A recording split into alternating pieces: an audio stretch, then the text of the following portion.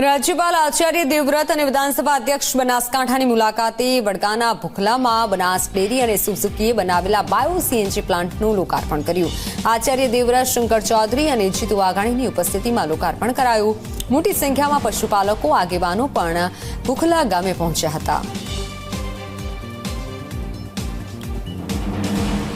આજે વડગામના ભુખલા ગામે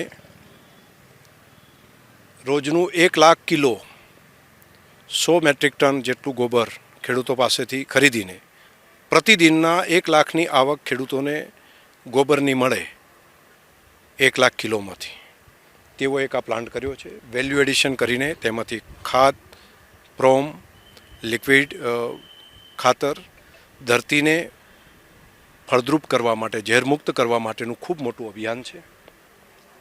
સાથે સાથે સીએનજીને પ્યુરિફિકેશન કરીને બાયો સીએનજી કરી અને અહીંથી જ ગાય ભેંસના છાણના ગેસમાંથી ગાડીઓ ચાલતી થાય તેની જે ક્રાંતિ બનાસે કરી છે તેનો એક આ નવો પ્લાન્ટ આજે મહામહિમ ગવર્નર સાહેબના હાથે લોકાર્પણ છે.